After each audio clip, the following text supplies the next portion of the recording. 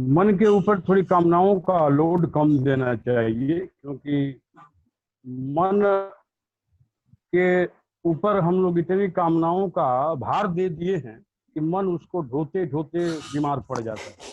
मन जब बीमार पड़ जाता है तो उस बीमारी को वो शरीर में फेंक देता है, इसलिए शरीर में भी बीमारी उत्पन्न हो जाती है।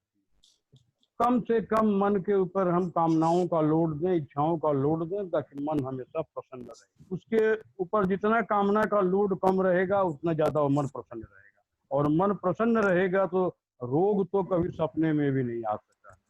पहली बात। दूसरी बात, यदि भगवान की कथा व्यथा दूर नहीं कर रही हो, जैसे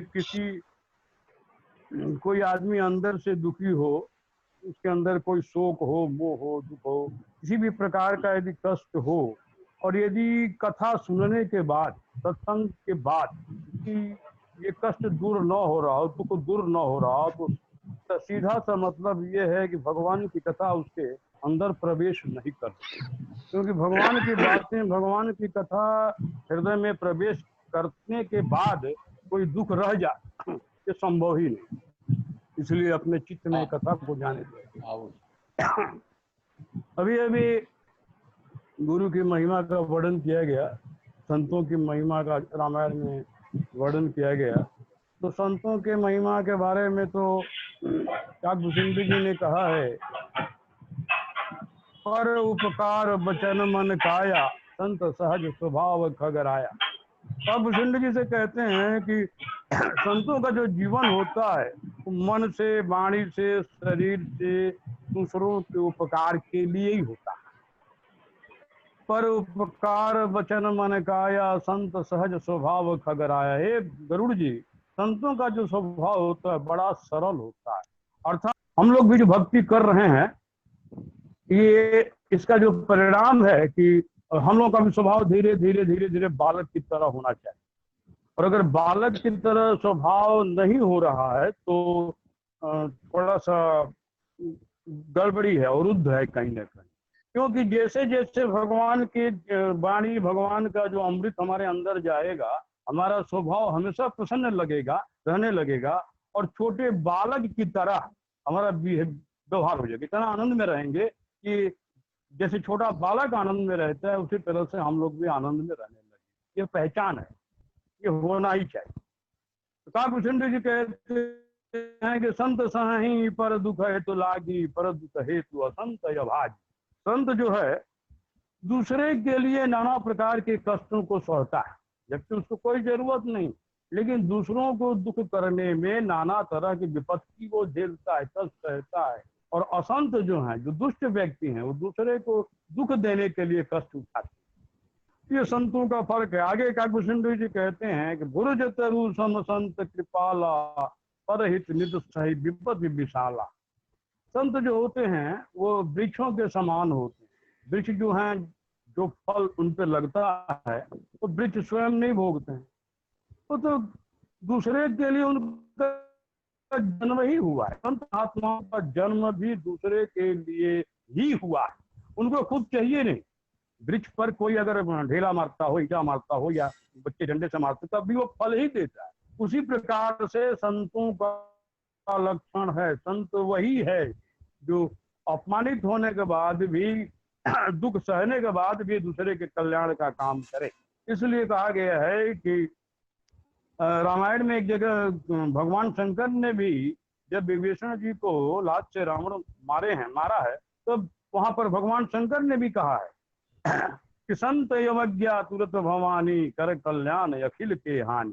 संत की जो अवज्ञा करता है, वो अवज्ञा जो है पूरे विश्व का कल्याण करता है, हानि पहुंचाता है। इसके बाद भी संतों का ये लक्षण है। संतों के लक्षण के बारे में रामायण में एक दो चौपाई और बड़ा सुंदर है। संतों का लक्षण के बारे में गोस्वामी जी कहते हैं कि संत हृदय नवनीत समाना, कहीं से कहीं कभी कोविद न जाना, निज परिताप द्रवही नवनीता, पर दुख द्रवही संत सुपनीता। संतों का जो हृदय होता है वो नवनीत मक्खन के समान होता है। मक्खन तो अपने ताप से पिघलता है। जैसे मक्खन को टेम्परेचर दीजिएगा और अग्नि पे रखिएगा तो मक्खन पिघलता है। तो मक्खन अपने ताप से माने अपने दुख से पिघलता है। लेकिन संत का जो हृदय है, संत जो है वो दूसरे के ताप से पिघल जाता है, दूसरे के दुख से पिघलता है। ये संत का लक्षण है। तो ये गुण हम लोगों के अंदर भी आने चाहिए धीरे धीरे। फिर स्थिति वो हो ये आ जाएगी कि आप बालक के समान हो जाइए। जैसे एक बालक 24 घंटे आनंद में रहता है, उसका आनंद झलकता रहता है। कभी वो दरवाजा पे जाके ठक ठक करेगा, कभी आपके बगल में कुछ शोर करेगा। ये संत बच्चों का लक्षण है। तो संत का लक्षण भी वैसे ही हो जाता है। जैसे जड़ भरत जी का आप लक्षण सुनिएगा। जड़ भरत जी 40 वर्ष के हो गए हैं। जड़ भरत जी से कम उम्र के बच्चे भी उनको कोई काम अगर फरमा रहे हैं, भैया ये कर दो, वो कर दो, एक गिलास पानी ला दो, तो जड़ भरत ऐसे कार्य को पूरा कर रहे हैं जैसे कि किसी सीनियर व्यक्ति ने, किसी संत महात्मा ने आदेश दिया। इतने अंदर से आनंद में वो हैं कि वो इस कार्य को करने में बड़ा उनको खुद ही आनंद आ रहा है। तो कहने का मतलब यही है कि हमारे अंदर भी आनंद प्रकट होना चाहिए कि हम सच्चे मन से भक्ति कर रहे हैं। तो हमारा अंदर का जो पहले का दुख शोक पड़ा हुआ है वो सब का सब निकल जाए। तो थोड़ा सा ठीक करना चाहिए। अब हम आते हैं, कहते हैं कि भाई हम हमें कृष्ण प्यारे हैं, हमें राम प्यारे हैं, प्रिय है। जब भगवान की तुम मुझे प्रिय हो तो मानना चाहिए कि हम उनके प्रिय हुए। गीता के 12वें अध्याय में अंतिम 8 श्लोक में भगवान ने कहा भी है इस बात को। तो उसमें के कुछ लक्षण हमारे अंदर अभी तक आए हैं कि नहीं, आ रहे हैं कि नहीं, वो भी देखना चाहिए। क्योंकि भगवान की पूजा हम न करें, भगवान की भक्ति न करें, भगवान की बातों को हम माने, यानी हमारे कर्म इतने अच्छे हों कि भगवान हमें त्याग न सके, हमसे दूर न रह सके, तो भगवान हमारे पीछे पीछे चलने के लिए बाध्य। जैसे संसार के लिए जी रहे हो, संतों की तरह अगर जीना शुरू कर दें तो 1 मिनट के लिए अगर भक्ति न भी करे, भगवान के न भी लगाए, तो भी भगवान हमें छोड़ के कहीं नहीं जा सकते। कंडीशन को हम माने। गीता के 12वें अध्याय के 13वें श्लोक में भगवान ने कहा है, अद्वेष्टा सर्वभूतानां मैत्रः करुण एव च निर्ममो निरहंकारा समा दुखा सुखा छंद। अद्वेष्टा सर्वभूतानां, सब प्राणियों में जिनका द्वेष भाव समाप्त हो गया है, और ये चीज अपने आप आएगी। अब अगर सच्चे मन से भक्ति करेंगे तो सारा संसार ही हमें प्रिय लगने लगेगा। जैसे सब शत्रु भाव तो छोड़ दीजिए, पहले हम किसी को शत्रु मानते भी होंगे तो वो भी मुझे प्रिय लगने लगता। तो यहाँ पर भगवान कहते हैं कि जिनका द्वेष भाव समाप्त हो गया, द्वेषता सर्वभूतानां मैत्रः करुण एव च, मैत्री का भाव आ गया हो, मैत्री का भाव रखता हो, दया करुणा का भाव रखता हो, सुख दुख में समान हो, क्षमा सुखा दुखा स्वस्थ और क्षमामान हो। असली क्षमामान वो होता है जिसके पास दंड देने की क्षमता हो, बलवान हो। वो अगर क्षमा करता हो तो वो वास्तव में क्षमा हो। एक कमजोर क्या क्षमा करेगा? कमजोर बोलेगा जाओ हम तुमको छोड़ दिए, वो क्षमा नहीं। एक बलवान जब क्षमा करता है तब वो क्षमा है। वो गुण हमारे अंदर आए तो भगवान कहते हैं वो भक्त मुझे प्रिय। संतुष्ट सत्यम योगी यत आत्मा दृढ़ निश्चय। उसके बाद 14वें श्लोक में, संतुष्ट सत्यम योगी यत आत्मा दृढ़ निश्चय मई अर्पित मनोबुद्धि दुर्मद भक्त में। भगवान कहते हैं कि जो योगी, जो भक्त निरंतर संतुष्ट है, उसके पास क्या है नहीं है उसके अभाव में वो नहीं जी रहा, उस 24 घंटा संतुष्ट, संतुष्ट सत्यम योगी यत आत्मा दृढ़ निश्चय, मुझ में दृढ़ निश्चय वाला हो, मुझ में आत्मा वाला हो और मुझ में मन अर्पित किए हुए, मन अर्पित किए हुए हो तो वो भक्त मुझे बहुत ही प्रिय। अर्थात कहने का मतलब यही है, कहने का मतलब यही है कि हमारे वो कर्म जो ईश्वर के आदेश से हो रहा हो, वेद की आज्ञा से हो रहा हो, शास्त्रों की आज्ञा से हो रहा हो, वो कर्म हमें भगवान के बहुत जल्दी नजदीक ला देगा। इसी के लिए हमें प्रयास करना है। इसके बाद भी 12वें अध्याय के 19वें श्लोक में भगवान ने कहा है, तुल्य निंदा स्तुतिर्मौनि, तुल्य निंदा स्तुतिर्मौनि संतुष्टो यानी कंचित अनिकेत श्रीमती भक्तिर्मान में प्रियो नरा। भगवान कहते हैं कि जो निंदा स्तुति में सम, जो निंदा स्तुति में जो सम है, निंदा मननशील है, किसी प्रकार से शरीर के निर्वाहन से सदा ही संतुष्ट रहने के स्थान पर ममता रहित है, और वह स्थिर बुद्धि वाला भक्त मुझे अतिशय प्रिय। यानी हमारी बुद्धि जब स्थिर हो जाएगी तब हम आत्म स्वरूप में प्रतिष्ठित हो जाएंगे, हम अपने आत्मानंद में ही मग्न रहने लगेंगे। संसार के किसी विषय से हमें आनंद लेने का प्रयास नहीं करना। तो कहते हैं कि उद्धव जी से बोले हैं कि एक बड़ा प्यारा श्लोक है, भगवान कहते हैं कि मयि अर्पित मनोबुद्धि मयि अर्पित मना समनिरपेक्ष सर्वथा मयात्मना सुखम यत्तत् विषयात्मना। जिस योगी ने, जिस भक्त ने अपना मन मुझे समर्पित कर दिया है, उसके आत्मा में मैं स्फुरित हो जाता हूँ, प्रकट हो जाता हूँ, और मेरे प्रकट होने के बाद वो भक्त जिस आनंद में रहता है, जिस आनंद का अनुभव करता है, कोई विषयी लोलुप भौतिक पदार्थों के लिए दिन भर हाय हाय करने वाला प्राणी उस आनंद का अनुभव कर ही नहीं सकता। इसलिए भगवान की बातों को माननी चाहिए। भगवान की बातों को मानने में भी हमारा थोड़ा सांसारिक नुकसान भी होता है तो होना चाहिए भाई, तो सांसारिक नुकसान भी फायदे का ही विषय हो जाए। इसके बाद बोले भगवान, श्लोक में भगवान कहते हैं अकिंचन सीय दांत सीय शांत समचित मया संतुष्ट मन सर्वाह सुखमया।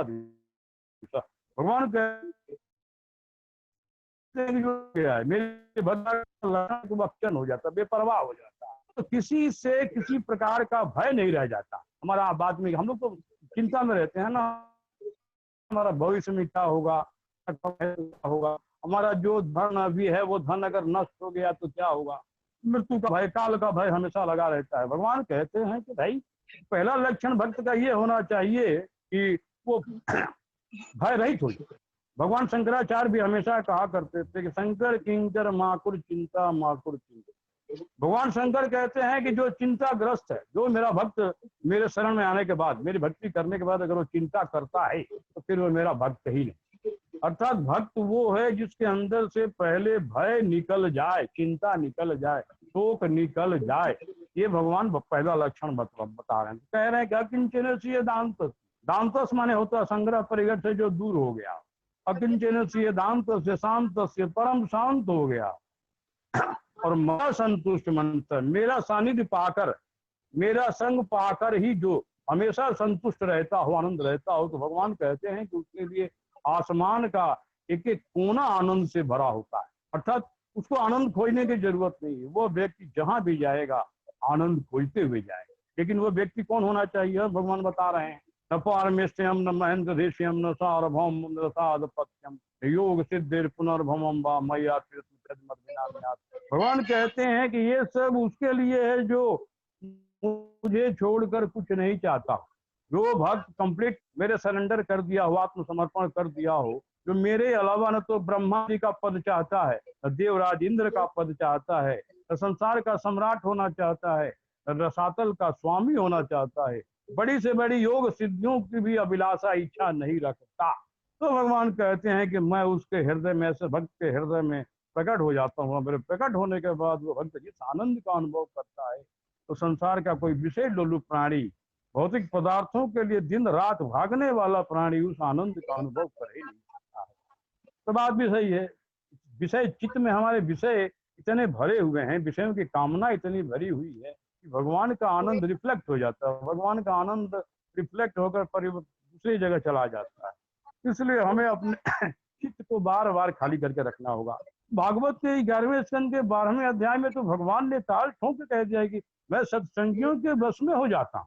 हम लोग सत्संगी नहीं है क्या, हम लोग सत्संगी के बस में नहीं होते। 11वें स्कंद के 12वें अध्याय सत्संग की महिमा एक अध्याय है, उसके 1 और 2 श्लोक भगवान ने कहा है कि नरोधयति माम योगो न स्मयेव च स्वाध्याय तप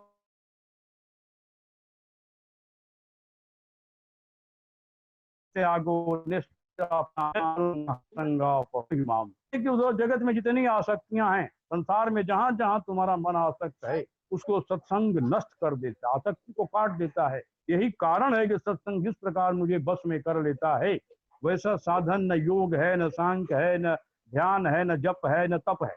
आगे भगवान कहते हैं व्रतानी यज्ञ छंदांसि। तो मैं सत्संग से मैं कितना प्रसन्न होता हूँ। अब सुनो, भगवान कहते हैं सत्संग से जिस प्रकार मैं प्रसन्न होता हूँ से व्रतानी, व्रत से, व्रतानी यज्ञ छंदांसि, यज्ञ से, तीर्थानी नियमा यमा, तीर्थ से, यम नियम के पालन करने से, इन चीजों से भी मैं वैसा प्रसन्न नहीं होता हूँ जिस तरह से मैं सत्संग से प्रसन्न होता हूँ। यथा वरुण के सत्संगा सत्संगा पहुई मां। भगवान कहते हैं कि मैं तो सत्संगियों के हृदय में अरुद्ध हो जाता हूँ, वहां से चाह कर भी मैं नहीं निकल पाता हूँ, और सत्संगी भी मुझे नहीं छोड़ना चाहते हैं, मैं तो निकल ही नहीं पाता हूँ, मुझे वो छोड़ भी नहीं पाते। नतीजा ये होता है कि मैं वहीं 24 घंटा पड़ा रहता हूँ। तो कहने का मतलब यही है कि भगवान के कुछ बातों को हम माने और थोड़ी सी अपनी भक्ति को बढ़ाएं। सबका हुआ है, हम लोगों का भी होगा भाई अब। और नकारात्मकता सोच वाले हम नहीं, नकारात्मक सोच हम कभी आज तक रखे नहीं है और आगे भी नहीं रखेंगे। इसलिए बी पॉजिटिव, हमेशा सकारात्मक रहिए। सबका काम हुआ है, हमारा भी काम होगा, क्यों नहीं होगा। हमारा मेथड सही है, तरीका सही है, मार्ग सही है, रास्ता सही है। असत्य से हमारा मतलब नहीं, सत्य से ही केवल हमारा मतलब है, तो हमारा काम क्यों नहीं होगा।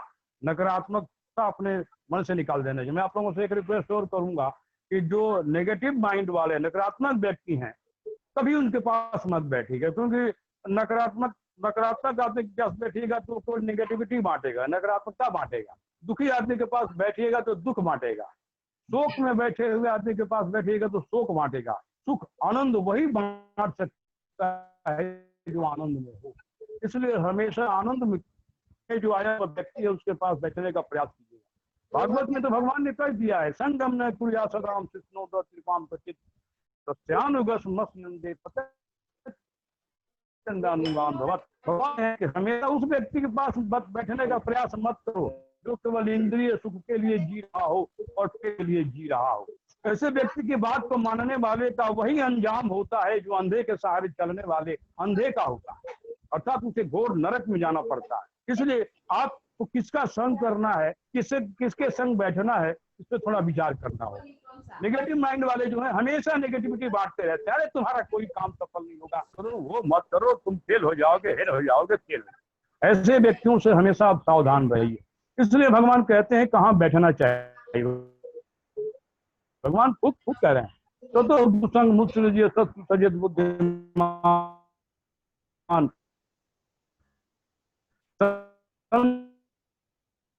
तो सचेत के पास बैठो, वो अपने उपदेशों से तुम्हारी आसक्ति को नष्ट करने, तुम्हारा कल्याण करने में वो सहायक हो।